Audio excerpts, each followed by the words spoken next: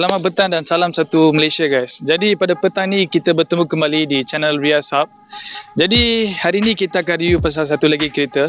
Kereta ni berasal daripada negara Korea, iaitu negara yang famous untuk K-pop.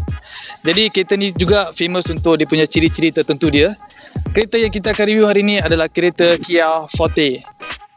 Jadi kereta ni telah dikeluarkan pada tahun 2010. Pada masa tu kereta ni telah direka oleh Peter Schreier lah.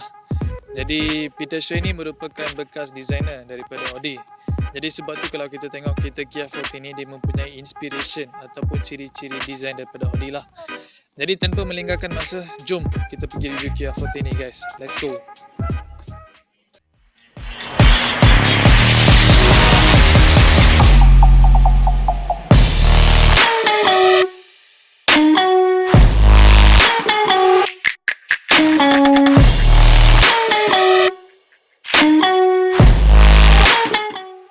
Enjin yang digunakan dalam kereta Kia Forte ni adalah enjin Gamma yang bernadikan 124 brake horsepower dengan 156 Nm of torque. Gearbox pula yang digunakan dalam kereta ni adalah gear 4 kelajuan auto dengan Tiptronic. And then kalau tengok dekat luaran dia, kita ada rim. Rim ni 17 inch dengan tayar 215/45/17. Lepas tu kalau tengok dia punya disc brake dia, depan dia guna ventilated disc brake. Bahagian belakang menggunakan kereta ni menggunakan keyless entry ya, maksudnya tak perlukan kunci untuk start enjin lah. Jadi untuk masuk dalam kereta, kita tekan butang hitam ni. Kita tekan sekali, dia akan unlock. Kita tekan lagi sekali, dia akan lock lah. Jadi sekarang ni kita nak masuk dalam kereta, jom kita unlock. Okey.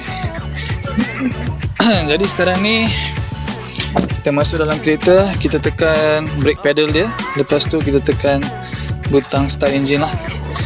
So engine is started. Jom pasang aircon dulu, panas.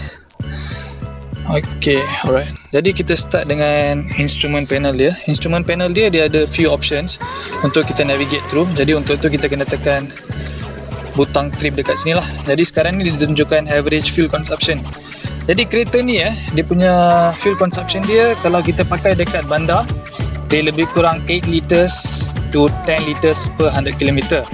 Kalau kita pakai dekat highway, dia boleh, yang saya pernah cuba lah, paling low dia punya fuel consumption dia adalah 6.4 liters per 100 km. Okay, that's in terms of fuel consumption. Kita tekan butang ni, dia akan tunjuk ini instant fuel consumption lah. Katakan di bawah kereta dengan speed 110, lepas tu nak tengok berapa fuel dia consume pada speed tu, you boleh guna meter ni lah untuk tengok. Lepas tu ini average speed dia. Ini berapa lama kereta dah on in terms of hours. Ini trip meter lah yang kita guna untuk measure kita punya distance. Dia ada dua, trip A dengan trip B. Ini temperature dia. Ok, ini distance to empty. Dengan minyak kita ada sekarang, kita ni boleh pergi 72 km lah. Ok, jadi ini dia punya steering dia. And then we go to here. Here's the infotainment system. Jadi kereta ni bila dia keluar pada tahun 2010, pada masa tu pun dia dah ada option USB, CD dengan aux lah. Maksudnya you boleh main lagu in these 3 options. Jadi CD dia ada 6 CD changes lah. Maksudnya you boleh masukkan 6 CD sekaligus. Lepas tu you boleh tukar antara 6 CD tu. Ini tempat yang kita masukkan dia punya pen drive. Tengok. Lepas tu sini kita ada aux input lah. Ini dia punya 12 volt charger dia. Ok, jadi macam saya kata tadi, kereta ni datangkan dengan 4 speed auto gearbox. Jadi gearbox ni dia Tiptronic lah, maksudnya bila kita letak dekat drive, dia akan berfungsi macam kereta auto biasa. Katakan you nak overtake kereta ke apa, you boleh tolak kepada bahagian Tiptronic dia lah. Kita tolak pada bahagian Tiptronic dia, dia akan start dengan gear 1. Katakan kita dah pergi tu, kita nak upkan gear, kita tekan atas. Kita nak drop gear dia, tengok bila saya tekan atas dia dah pergi 2. Saya tekan lagi tak boleh tekan sebab dia daripada stationary hanya boleh maksimum gear 2 lah. Katakan saya nak drop gear, saya tekan bawah, dia akan pergi gear 1. Okay, this is the Tiptronic gearbox dia. Ini handbrake. And dekat dalam dia digunakan leather seat lah. Dia pakai leather seat. Ini dia punya door panel dia. Kereta ni ada 2 airbag lah, bahagian passenger dengan bahagian driver. And then in terms of safety feature dia, kereta ni didatangkan dengan sistem ABS. ABS, Electronic Stability Control dengan Traction Control. Jadi kereta ni bila dia keluar pada tahun 2010 kereta ni cuma berharga 81,000. 81,800 lebih kurang macam tu.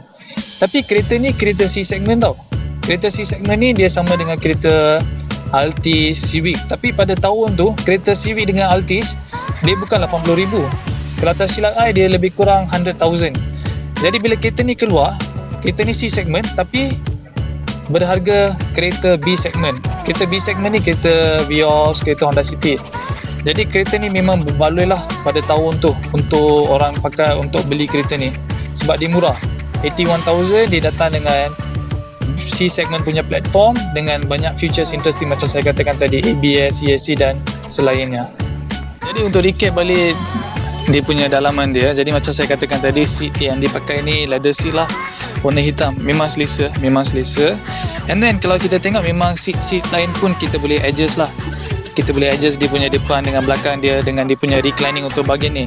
Tapi satu lagi added function dia, yang ni you boleh turunkan dia punya height kerusi dia. Katakan you orang yang tinggi, you boleh turunkan height kerusi ni. Katakan tak berapa tinggi, you tak boleh tengok road depan dia, you boleh naikkan balik lah dia punya height dia. Kalau naik kan you kena tarik. Jadi bila you tarik tu, dia punya seat ketinggian dia akan naik lah. Ok, dekat depan memang selesa. Jom kita tengok bahagian belakang. Jadi bahagian belakang dia, kita tengok berapa knee room kita dapat lah.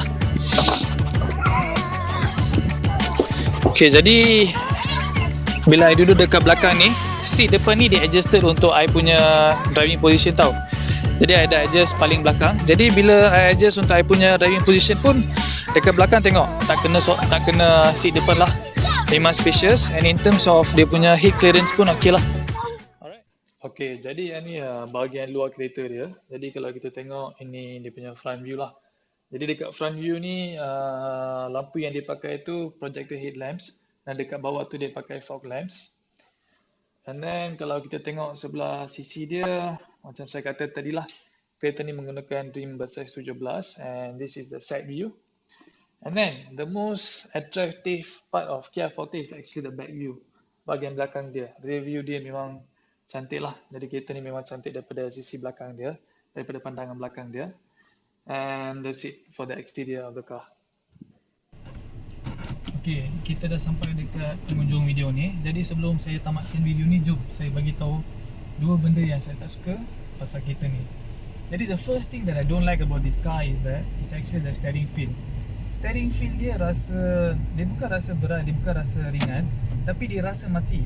Maksudnya feedback daripada road tu kita tak dapat rasa dalam steering ni. Jadi feedback dia rasa matilah. And then second thing that I don't like about this car is actually the gearbox. Gearbox ni bila kita tekan minyak, dia tak drop gear. Maksudnya bila kita tekan minyak full, kita nak dia drop gear kan, tapi dia takkan drop gear. Sekarang I dah tekan full tapi dia tak drop gear. And then the things that I like about the car is also the gearbox. Sebab gearbox dia ada Tiptronic.